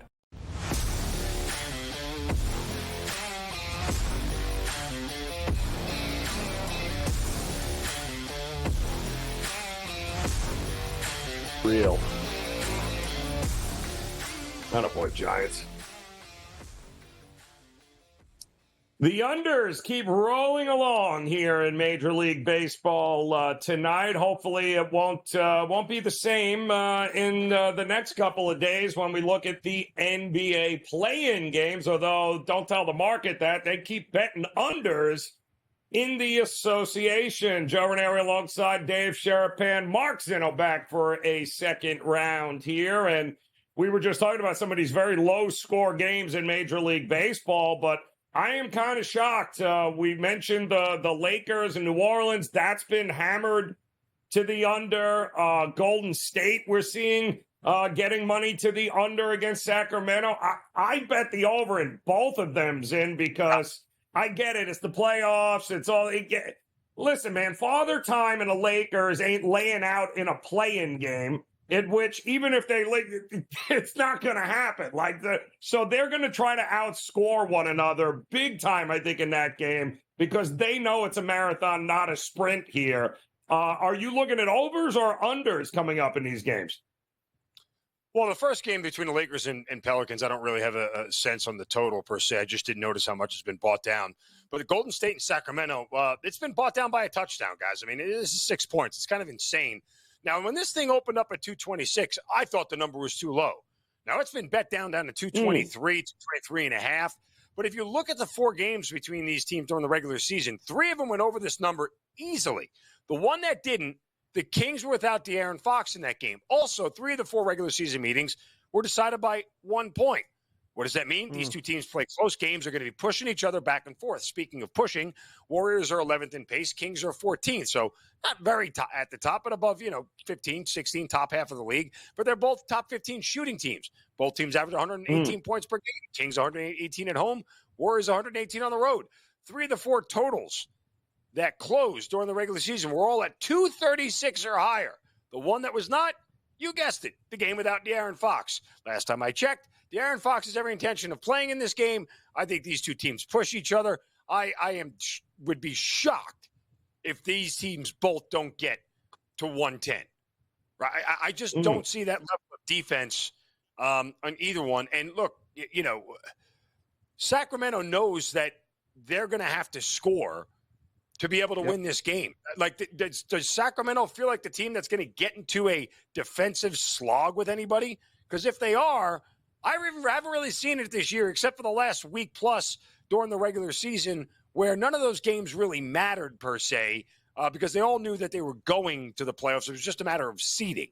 And we all know that the NBA players do not give a holy rip about seeding. No, absolutely not. Outstanding use of the word slog, defensive slog, which I think you would describe. Of the 4 play-in games, 3 totals, one does not look like the other. And it's that Philadelphia and Sixers game, which opinion-wise, side-wise, sometimes the number's just right, where you got to, you're like, yeah, I'm just going to watch it. But that game feels like a dead under, okay? Yes. And the book knows it. The odds makers know it and said, all right, you want to go under? How about 207, 206 and a half, 207 and a half? Like, what do you do with that game? If you're talking about totals and overs and Western games, do you even touch that, or is that too low, or is that an in-game play only? I mean, I would look at that honestly, Dave, and take the first half under. It's one of those things that if it doesn't go under early, chances are that the game isn't going to dictate all of a sudden it's going to slow down. Right? If these two teams are going to punch each other in the mouth and play physical, slow basketball, it's going to be that way from the outset.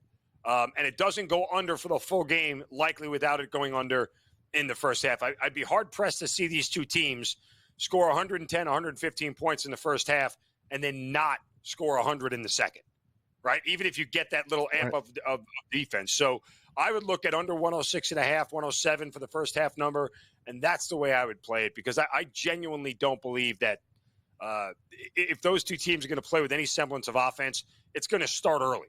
And they'll pick it up. But I would have a hard time believing it goes over in the first half and stays under in the second.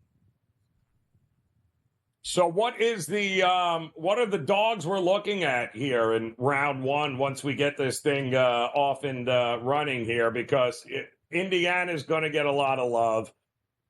We know this. Orlando's going to get a lot of love. Phoenix is going to get some love. I don't know. To me, it's a coin flip with the Clippers and Dallas. And, when nobody wants to step in front of Miami because we don't want to be the guy to be like, oh, I can't believe I bet them. And they end up running the table. So which is it? Which one of these dogs should we be looking at least early on in the playoffs? Well, I mean, from a series standpoint, the Minnesota Timberwolves, who are a 3 seed and a dog to the Phoenix Suns. Like, you have to believe that their defense, which is the best in the league and has been all season long, right? We're not changing our minds on the defense of the Minnesota Timberwolves when it comes to defensive efficiency. And not only are they the best defense, they're the best defense by margin over everybody else. And that includes Orlando and Boston and OKC. So if they're going to win a playoff series, it's because their defense is on point. Now, they do get the opponent that is Kevin Durant, Bradley Beal, and Devin Booker, which analytics have told us when those three are on the floor together, guys, their offense plays at a different level. Their PER is like 120. I mean, they are a much different team when those three guys are on the floor together. How much will they run them out there to start? How much will they, push those guys to do this? I don't exactly know the answer to all that yet. It's interesting to see how this series is going to unfold. But again, Minnesota, it feels like one of those things where they have to win game one. They have to stay ahead or tied in the series.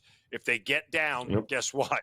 All the pressure is going to turn on top of them, and it's going to fold pretty quickly. So if you want to bet Minnesota, bet them in game one because I don't know that they're you're going to get a better chance to do it no matter what the number is, because you're going to start to see Phoenix be played heavily as a favorite if they win game one. They'll be a favorite again in game two if that's the case. But it's going to be interesting with Minnesota laying 2. It's the best chance to take them. I mean, it really is. If their defense doesn't do what they're supposed to, they're dead in the water. It's crazy because that price is basically a split. It's telling you that, they're going to split in Minnesota. But I think Minnesota can win there. Like, the bet in that series is that the series is going 6 or 7 games. I don't think that's a short series at all. That's a tough series. Right. Is there a game or a series where you're looking at where you go, this is going to be a short series? This matchup is not good for X, or this is a really good matchup for Y.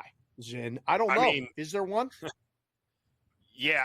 If the Boston Celtics get the Bulls or the Hawks, it's going to be a very easy series. They'll cover every game. They'll win every game by double digits. Yeah. I mean, they're the 7-game price would be higher than the 4-game sweep price, which is usually not the case. Right. So, that's just – and I read a stat here. And I wrote this down.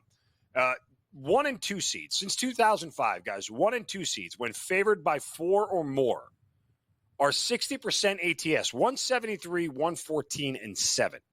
That's an 18% ROI. So look for those 1 and 2 seeds when they are laying 4 points or more to cover 60% of the time. I mean, and that's really what Boston's going to do if they play the Bulls or the Hawks. That's essentially what it boils down to. Now, I think if you're the Celtics, you want no part of the Heat or the 76ers just because you don't need it. You don't need that kind of aggravation early on in the playoffs. But that said, I think that definitively, if that ends up shaking out that the Celtics get the Hawks or the Bulls, I'll lay it with the Celtics every game.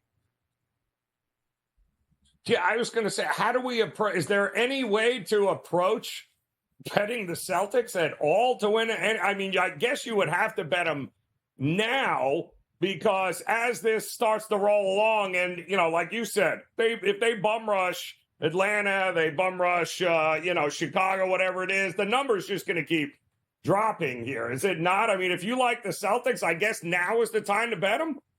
If you like the Celtics, probably, I mean, if you're going to put it on the 1 plus 165 to win the whole thing, do it. I'd split the bet, whatever it's going to be, with the Celtics over the Nuggets, or find the other pairing from the West and put those two together. There you go. Exacto. Yeah. Right?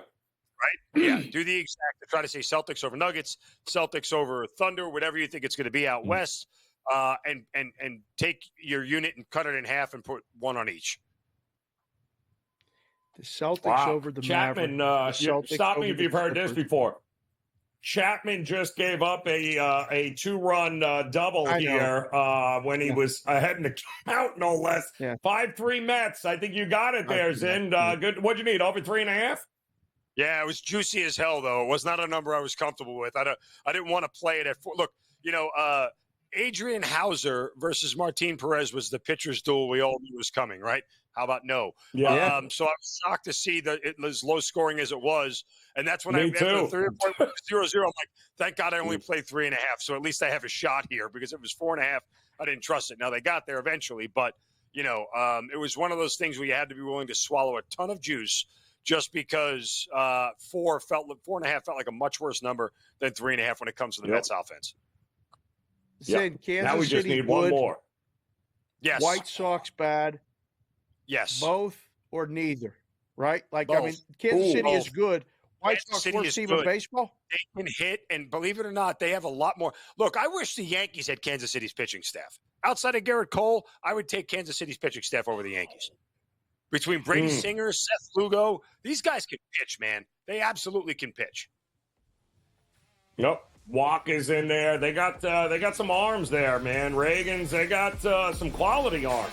All right, Zinner, go cash those tickets, man. We'll talk to you again tomorrow. InGame Live Primetime returns.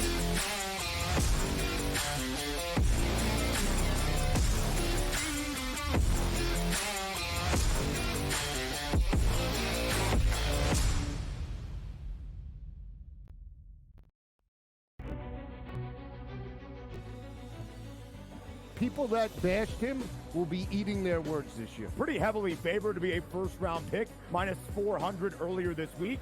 But that's not the surprise. If you're drafting J.J. McCarthy in the first half of the first round, you clearly believe not only is he a starter, he's going to be your starter for years to come. But a popular bet was under 3.5 wide receivers in the first round. The tape doesn't lie, baby.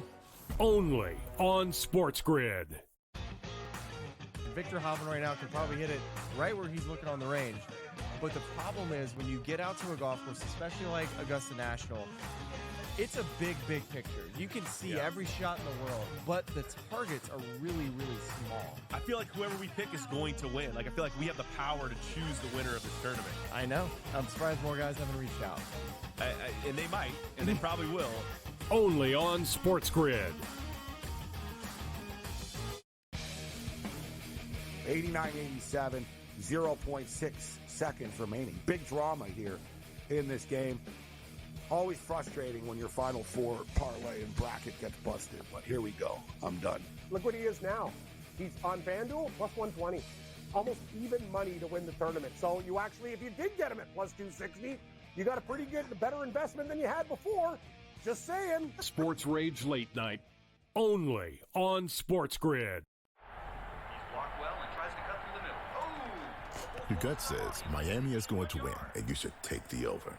Your gut also said your NFT selfies would only go up in value. They didn't. But your head is on SportsGrid and knows the QB is in concussion protocol. The backup has a 45 QBR against the zone coverage. The New York D has the most sacks in the league. So yeah, trust your head.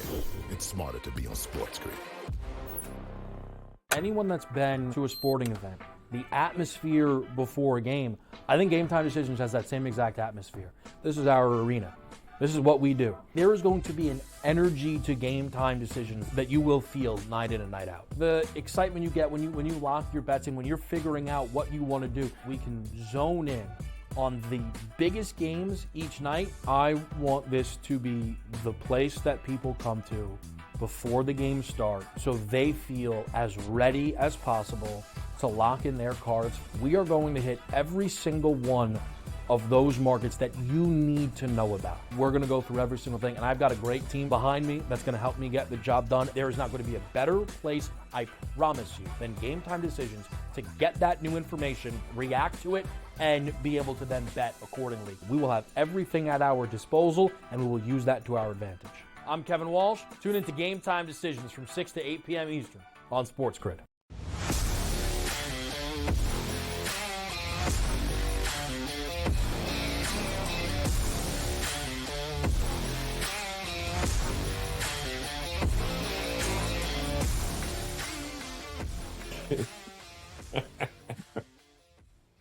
All right, welcome back in-game live prime time here on the SportsGrid Network. As still got a couple of very good games here in Major League Baseball. A couple of games, first pitch ready to go out west. It's a good time to bring in our good friend Cam Stewart in the house here with a little late night baseball action. And Cam, before we dive into the diamond, though, Dave and I were doing the show last week when you were actually at the Islander game with George Kurtz. And I said, man, this is a great spot for him to be in, because if he was watching the Toronto Maple Leafs throw up all over himself against the Devils, he might have had a coronary. But it turned out it worked out pretty well for you. It sure did. Getting to that arena, though, I need a compass. It's like a 25-minute walk after you get off the train. And then at the end of the game, when there's thousands of people, lost the shuttle, the Uber didn't come, and then finally they pick us up. We find a guy. It's $80 US back to the hotel. Let alone my chick can drink. Double vodka soda and a Dos Equis, $57. Got a tip. Remember, I'm only making 65% being a Canadian anyway. I literally was in somebody's basement, and they're just slapping me upside the head. Visa, bam, bam, bam, tap it, tap it, tap it. I'm getting murdered. Anyway, could have been great. If Ludwig Aberg came through, or my guy Schauffele got him live at 120, Joe, when he's a million back. I thought he actually had a chance on Sunday. Another Sunday gag job. I should learn my lesson. But I did hedge a little on Scheffler. Let's talk. I don't want to get in front of this guy anymore. The minute I get him at plus 105 or whatever, when he's down a stroke, he's bet. I should have put way more on it. Morency said he was going to win. I'll give him credit. I said, obviously I had him top 5 for large, but this guy's an animal where everybody else finds a way to lose. But I will say this, Aubert putting for a 22-year-old debutant, that guy next to Scheffler did the best of that damn tournament. One loose shot, put him in the water, could have been a different story. But tonight, I don't know what you guys are thinking. Hockey board, it's there right now. I'm getting more psyched up for the playoffs. Oh, God, look who's on the okay, San Jose. Do we take San Jose? Joe, I got San Jose plus 3.5, minus 165 on FanDuel. I'm in. Cam, Wild Kings. I took the Oakland A's and the San Jose Sharks money line parlay. That's how we're going. Bay Area parlay, Cam. What do you think? Bay Area. Let's do it. Me and you. I think we need help. I think we should seek advice. I think we're basically brothers from another mother that need to walk into the shrink's office and go, the definition of insanity is doing the same thing over and over and expecting different results, Joe. It doesn't happen, but I'm going to do I'm getting the 3.5 and I'll lay juice. Late baseball is going to hoping that you guys would help me out. I know I'm looking at those NBA odds, too. I've already bet the Dallas Mavericks in the series, guys. I don't know how you feel about that series right there, but I like the Mavericks against the Clippers. Now they're favored. Great. So that's I got a good line at least. But Tuesday night play-ins, what does the league want? I was going to talk to Foster about this. I see Lakers laying 1 minus 112 on my book, and Sacramento getting 2.5. I would probably think that the league would like Lakers and Golden State. I don't know how you guys feel about these games, but I have bet the series play. The only one I pulled the trigger on right now is the Dallas Mavericks. I don't know how you guys feel about that. And, I can't believe, look at this line between Minnesota and Phoenix too, guys. It's only minus 120 for the Suns on my book. And that's, let's just say this, very interesting lines the books are coming out with some of this stuff. I wonder where they're going, where they're trying to get money. Dave, I can ask you, you worked in the book. What's your plan of action? Because it looks very, to me, me and Joe are the same way. We're always looking to spear a fish, catch a dog, do something, right? And right now I'm looking at these lines going, how am I going to get screwed? And what's the prudent play? Well, the Suns and T-Wolves, we were just talking about it with Zinno.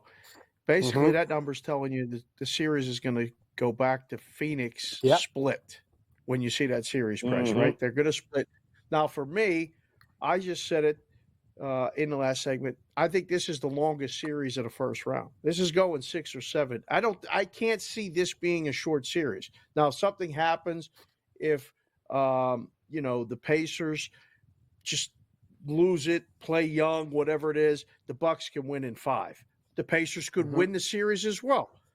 Cleveland, I don't know, is that big of a favorite over Orlando? I mean, total series games is only 5.5 there, so that could be a 5-game series. I don't think that's a sweep.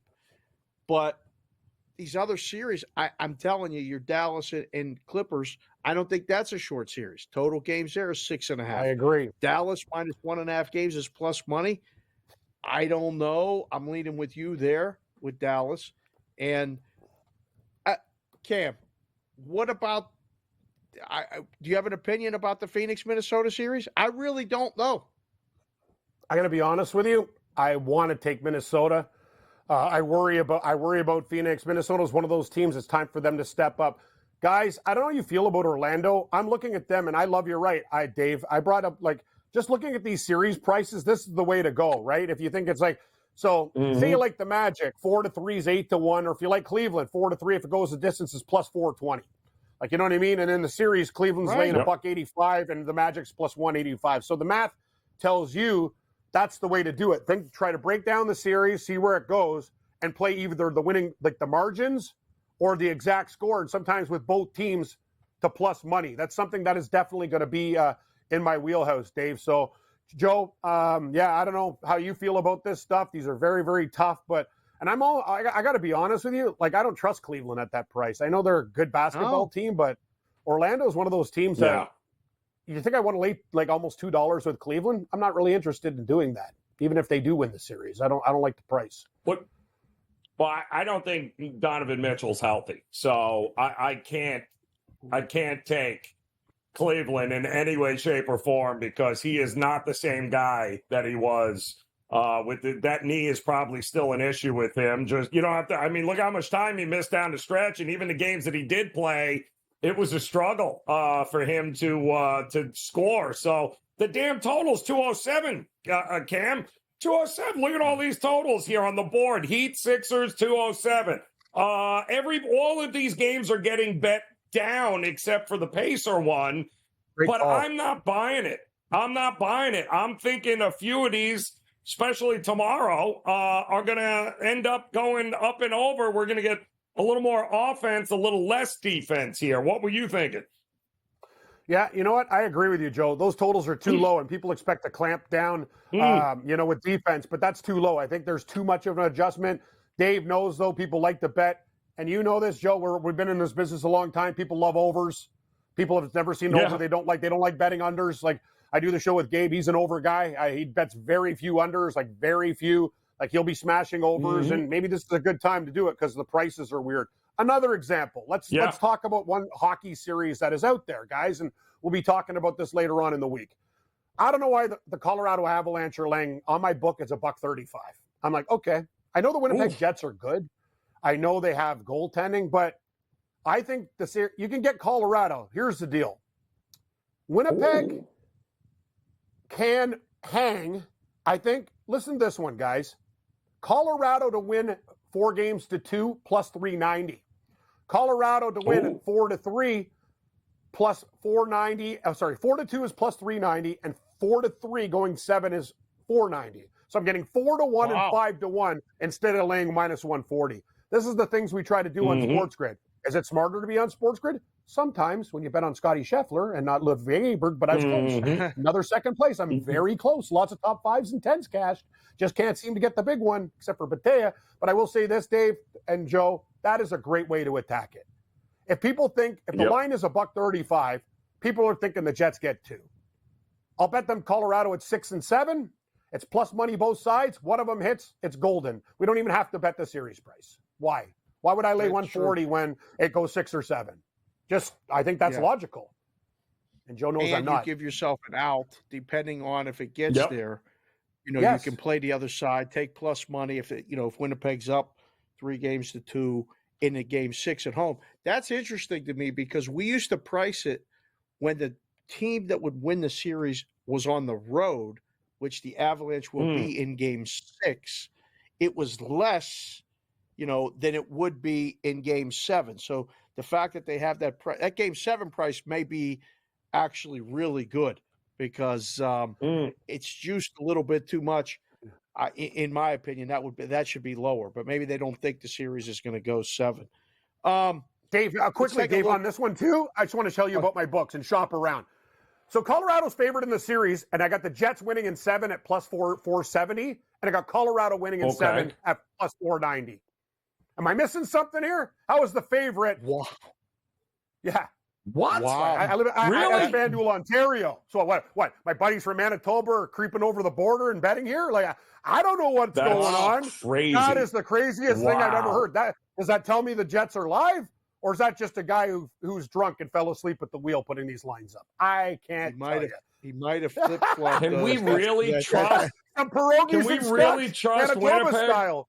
No, we can't trust Winnipeg, Joe. They're the same as the Leafs. That's the problem. They're the same as every Canadian team. Exactly. They will let you down. Exactly. Winnipeg, God love you. I love Winnipeg. My old roommate, Portuguese Joe, was from Winnipeg. Best pierogies in Canada. Mm-hmm. Also the murder capital of Canada. Sorry, Winnipeg tourism. It's stabby outside the arena. But I'm telling you, I can't believe that line. That is nuts. Dodgers, run line, but I got to lay 75 cents. Are we on glue here with Glass now? So now I need to bet it with a total or something else. You guys tell me. I have no vibe about the 8.5, but I'm going to take the Dodgers run line parlay and turn this into plus because I'm not laying 76 on a minus 1.5. You think I'm nuts? It's only April 15th, and we already have the Dodgers at minus 400 in the money line. Like, I can't believe it. It's the last game of the regular season in Edmonton. They closed minus 590 here in Vegas. There's a book that actually closed at minus 600. Now, it may get there. They're already up 2-0. Cam, we talked about it earlier. How much do you like this time of year? Because we got playoff games coming, NBA, my favorite time NHL. of year. We got baseball. We got horses coming. Kentucky Derby's on its way. Is this not – I love this time of year, don't you? I couldn't agree more. Like, it starts with the Masters for me, and it just rolls in. Playoffs in every single sport. Joe knows, too. We're going to get into the ponies hard. By the way, I got some information for people. I went to Belmont, where the new UBS arena is, where Islanders are. Yes. That thing is a dirt pile. Joe, that thing's not going to be ready for a long time. Trust me. I'm not in construction, but I know a lot of guys in the concrete business. And I can tell you, they're putting those horses up to the spa at Saratoga. Anyway, I was there in Long Island. I go, what the hell is this? This guy talked to me about it, and they don't even look like what's going on. They're going to smash the main part. I don't know how long it's going to take, but it looks like it's a long way away. Joe, do I take the Sharks plus 3.5? It's plus 125 on my book now, down 2. I need help. I'm already in. You know how that works. And by the way, the Belmont will be ready 2083. Should be fantastic looking. I'm hearing Cam by the time that gets ready. They've been working on that for 1,000,000 years. It'll be a 1,000,000 years before they can get it done. It's ridiculous. Absolutely ridiculous. My girlfriend walked in from the train to the arena. She was limping for days. I'm going, wow, man. Can't we just walk in? Anyway, we got more picks, Foster. We're ready to rock, Joe. It's crazy. I don't know what they're doing, but I'll tell you, I got to give the New York transit system efficiency, even though everything's far away from each other. Very nice. Great times. Point. I'm broke. Yeah. Love you. And I'm going broker with the Sharks. Go get Talk to you tomorrow. Go get it. Sharks. A's. We'll close it out next.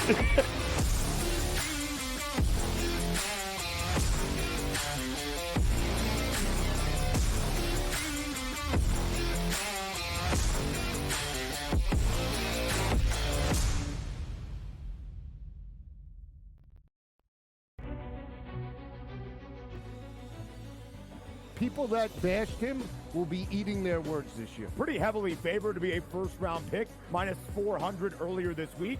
But that's not the surprise. If you're drafting J.J. McCarthy in the first half of the first round, you clearly believe not only is he a starter, he's going to be your starter for years to come. But a popular bet was under 3.5 wide receivers in the first round. The tape doesn't lie, baby.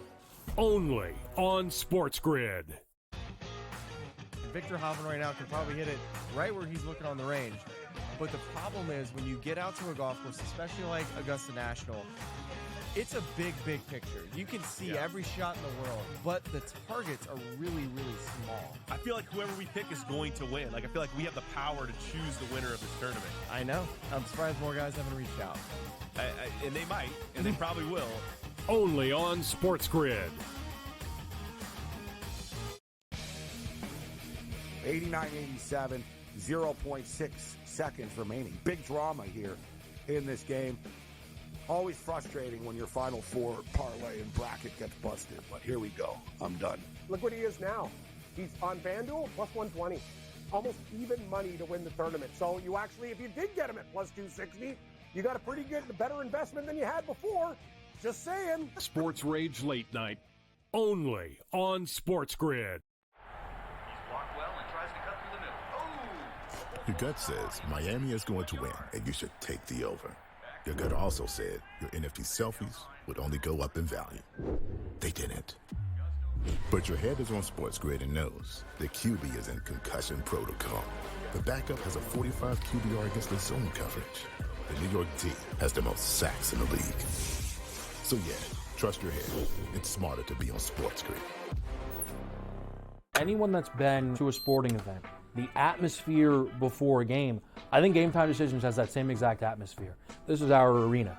This is what we do. There is going to be an energy to Game Time Decisions that you will feel night in and night out. The excitement you get when you lock your bets in, when you're figuring out what you want to do, we can zone in on the biggest games each night. I want this to be the place that people come to before the games start so they feel as ready as possible to lock in their cards. We are going to hit every single one of those markets that you need to know about. We're going to go through every single thing, and I've got a great team behind me that's going to help me get the job done. There is not going to be a better place, I promise you, than Game Time Decisions to get that new information, react to it, and be able to then bet accordingly. We will have everything at our disposal, and we will use that to our advantage. I'm Kevin Walsh. Tune into Game Time Decisions from 6 to 8 p.m. Eastern on SportsGrid.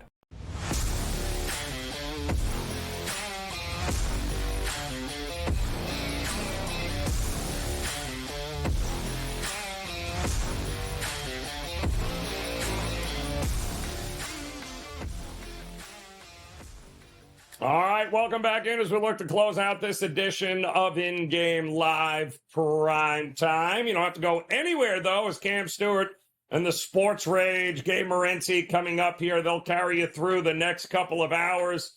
Dave Sharapan, Joe Raineri, we appreciate the time here. We got, still, Dave, a couple of really good ones here. Kansas City trying to get out 2-0, bottom of the ninth, over to White Sox. Atlanta is only 2-1. Over Houston in Houston in what is a pitcher's battle. And the Cubs just got on the board 1-0 over Arizona. And are we all on the Sharks here tonight? Is that what we're looking at? A little late night hockey? No, I'm not touching that game. No, I can't do it. Listen, I'd love to. I'd love to, join in the fun. But I'm going to focus on Seattle and Cincinnati, okay? Cincinnati did not score in the top of the first. We got the no run in the first inning. So we got Seattle, got a guy on first. It looks like there's one out. So we got to sweat this first inning and then go from there. I like Seattle. So we'll go that route. More exciting. Should we be playing the Panthers over the Maple Leafs tomorrow? Are we going Panthers to shut them out? Yes. Maybe. Oh, another walk. Here we go. First and second. And probably Seattle's probably going to score in the first inning now. More exciting for you. First round. NBA playoffs, NHL playoffs. Is it even a real question? No, I think it's 6 1/2 to me. I think you get the best of both worlds here.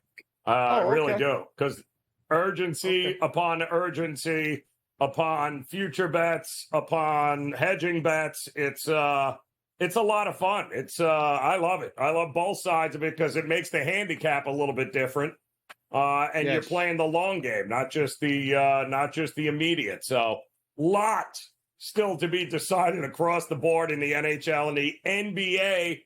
That's why we've got you covered here on SportsGrid. Dave and I will see you again tomorrow. Until then, best of luck with your plays tonight. We'll talk again soon.